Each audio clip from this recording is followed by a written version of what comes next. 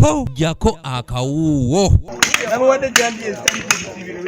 Ente eziwerera ddala 75 ze zisaliddwako n'embuzi eziweze 10 n'endiga ku muzikiti gwa Sweet Valley ogusangibwa ekibajwe Bombo Degeya wakati mu kuza yidi ey'okusala ebisolo. Olunaku olwaleero olwa Eid lumanyikiddwa mu busiramu bwaffe nti lwa lunaku lwa kutta bisolo. Olunaku olwo tuba tujjukira ebintu eby'enjawulo bingi okuva ku nnabbi waffe Ibrahim yali agenda osaddaaka omwana we ne Allah n'amuwamu ekisolo ky'abaasala. Naffe remembrance gye tukola ne tubeera nga tusala ebisolo bino.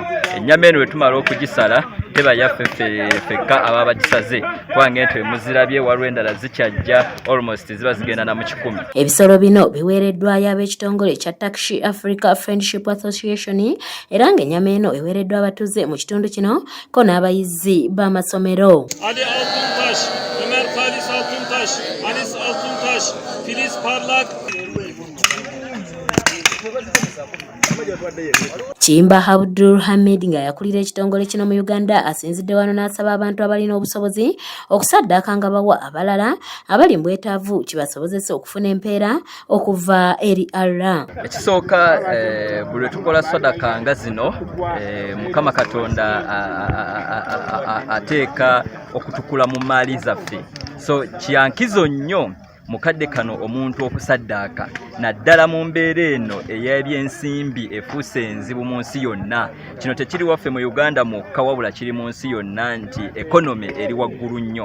Olw'okuba nti economy eri waggulu nnyo ebintu byokka ebirina okututaasa kwe kutoola sadaka zino nga ze tulina olwaleero. Ono kyokka yennyamidde olw'emiwendo gy'ebintu egirinnye ennyo mu ggwanga nga kino kivuddeko n'omuwendo gw'ebisolo gwe basaddaaka okendeera okuva ku muwendo ogwo gwe basaddaaka omwaka oguwedde. Nti emiwendo egizze gisalibwa si gye gimu ng'egisaliddwa omulundi guno. Olwaki nti ebintu by'ensimbi bibaddemukko obunafu mu ngeri emu oba endala.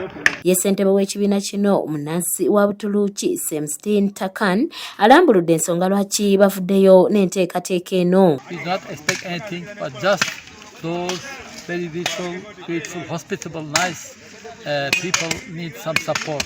That's why we come here. It has been now 7 years. We are coming to Uganda.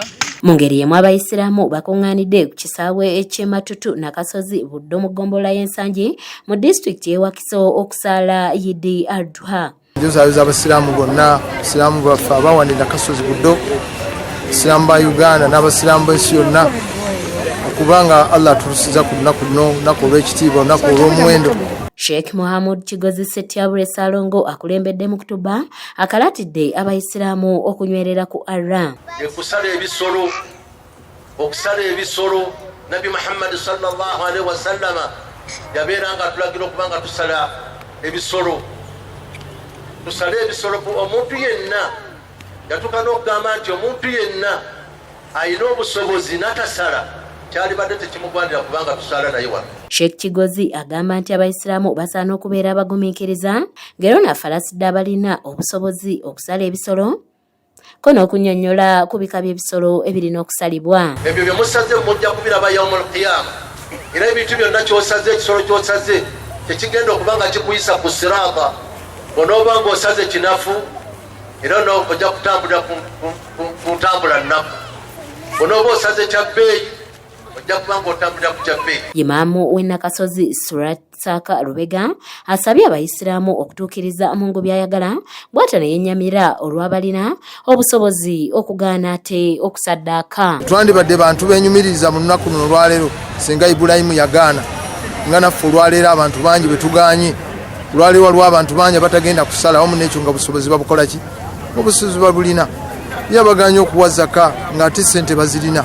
Jess Samuel ne Kanyike Kevinizi be bakusakidde eggulire lino ku lwa ABS Television. Ngati naffe tugezaako okweteeka mu buufu obwo bwennyini nga ne bannaffe abaagenze mu hijja kyennyini nnyini kye balimu.